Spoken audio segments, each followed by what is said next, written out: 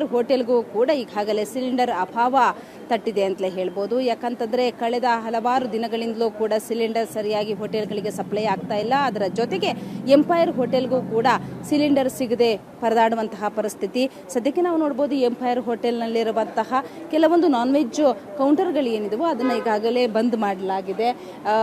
ಕೆಲವೊಂದು ಮೆನು ಏನಿತ್ತು ಅದರಲ್ಲೂ ಕೂಡ ಕಟ್ ಮಾಡಿರುವಂಥದ್ದು. ಅಂದರೆ ಸಿಲಿಂಡರ್ ಅಭಾವದಿಂದಾಗಿ ಸರಿಯಾಗಿ ಆಹಾರವನ್ನು ನೀಡಲಾಗ್ತಾ ಇಲ್ಲ ಗ್ರಾಹಕರಿಗೆ ಅನ್ನುವಂಥದ್ದು. ಹಾಗಾಗಿ ಏನು ರಾಜ್ಯಾದ್ಯಂತ ಇರುವಂತಹ ಸುಮಾರು 50ಕ್ಕೂ ಹೆಚ್ಚು ಎಂಪೈರ್ ಹೋಟೆಲ್ನ ಬ್ರಾಂಚ್ಗಳು ಏನಿದ್ವು ಎಲ್ಲ ಕಡೆಯಲ್ಲೂ ಕೂಡ ಇದೇ ರೀತಿಯ ತೊಂದರೆ ಆಗಿರುವಂಥದ್ದು.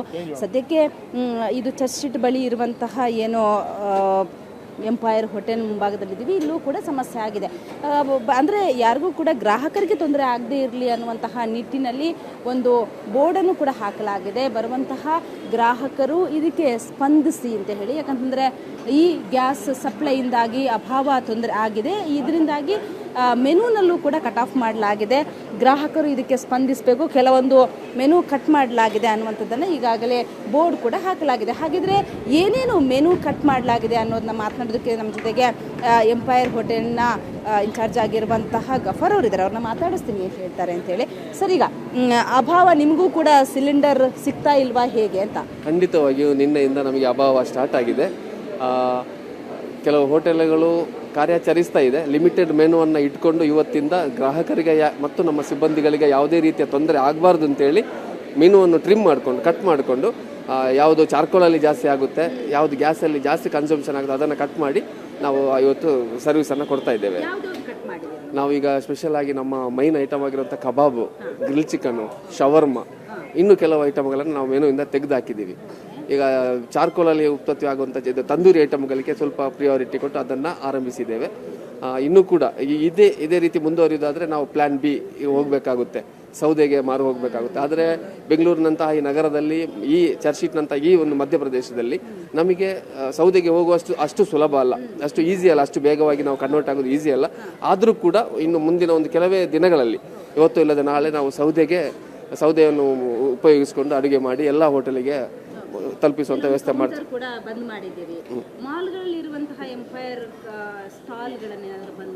ನೋಡಿ, ನಿನ್ನೆ ಸಾಯಂಕಾಲವರೆಗೆ ಮಾಲ್ಗಳಲ್ಲಿ ಸ್ಟಾಕ್ ಇತ್ತು. ಮಾಲ್ಗಳಲ್ಲಿ ಒಂದು ಗ್ಯಾಸ್ ವಿತರಣೆ ಒಂದು ಸಿಸ್ಟಮ್ ಬೇರೆ, ಅಲ್ಲಿ ಕೂಡ ಲಭ್ಯ ಇಲ್ಲ. ಅಲ್ಲಿಗೆ ನಾವು ಕೆಲವು ಕಿಯೋಸ್ಕ್ಗಳನ್ನು ಬಂದ್ ಮಾಡಲೇಬೇಕಾಗುತ್ತೆ, ಮಾಲ್ಗಳಲ್ಲಿ ಬಂದ್ ಮಾಡಲೇಬೇಕಾಗುತ್ತೆ.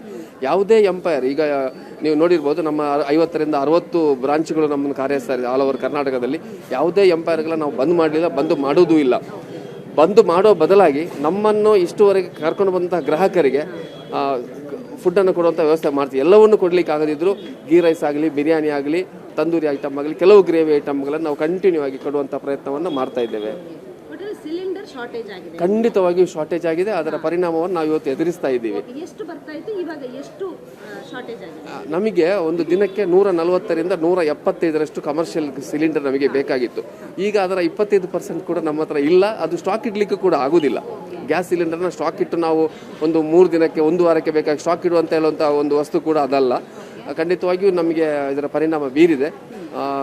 ವ್ಯವಹಾರದ ಜೊತೆಗೆ, ಗ್ರಾಹಕರ ಜೊತೆಗೆ ನಮ್ಮ 3,000ಕ್ಕಿಂತ ಹೆಚ್ಚು ಇರುವ ಸಿಬ್ಬಂದಿಗಳಿಗೂ ಊಟ ಕೊಡುವ ಒಂದು ಕಷ್ಟ ನಮಗೆ ಮುಂದಿನ ದಿನಗಳಲ್ಲಿ ಎದುರಿಸ್ತಾ ಇದ್ದೀವಿ ನಾವೀಗ. ಇದು ಎಂಪೈರ್ ಹೋಟೆಲ್ನಲ್ಲಿರುವಂತಹ ಸದ್ಯದ ಪರಿಸ್ಥಿತಿ. ಯಾಕಂತಂದರೆ ಒಂದು ಕಡೆ ಸರಿಯಾಗಿ ಸಿಲಿಂಡರ್ ಸಿಗ್ತಾ ಇಲ್ಲ. ಹಾಗಾಗಿ ಇನ್ನು ನೆಕ್ಸ್ಟ್ ಸ್ಟೇಜ್ ಏನು ಅಂತಂದರೆ ಸೌದೆ ಒಲೆಯನ್ನು ಅವಲಂಬಿಸಬೇಕಾಗತ್ತೆ. ಅದರಲ್ಲೂ ಕೂಡ ದಿನನಿತ್ಯವೂ ಕೂಡ ಇವರದ್ದೇ ಆದಂತಹ ಒಂದಷ್ಟು ಗ್ರಾಹಕರಿದ್ರು. ಆದರೆ ಅವರಿಗೆ ತೊಂದರೆ ಆಗಬಾರ್ದು ಅನ್ನುವಂತಹ ನಿಟ್ಟಿನಲ್ಲಿ ಏನು ಕೊಡೋಕ್ಕಾಗುತ್ತೋ ಅಂತಹ ಆಹಾರವನ್ನು ದಿನನಿತ್ಯವೂ ಕೂಡ ನಾವು ಸಪ್ಲೈ ಮಾಡ್ತೀವಿ ಅನ್ನುವಂತಹ ಮಾತನ್ನು ಹೇಳ್ತಾ ಇದ್ದಾರೆ. ಬೆಂಗಳೂರಿನಿಂದ ಕ್ಯಾಮರಾ ಪರ್ಸನ್ ರುದ್ರೇಶ್ ಜೊತೆಗೆ ಮಮತಾ ಮರತಾಳೆ, ಏಷ್ಯಾನೆಟ್ ಸುವರ್ಣ ನ್ಯೂಸ್.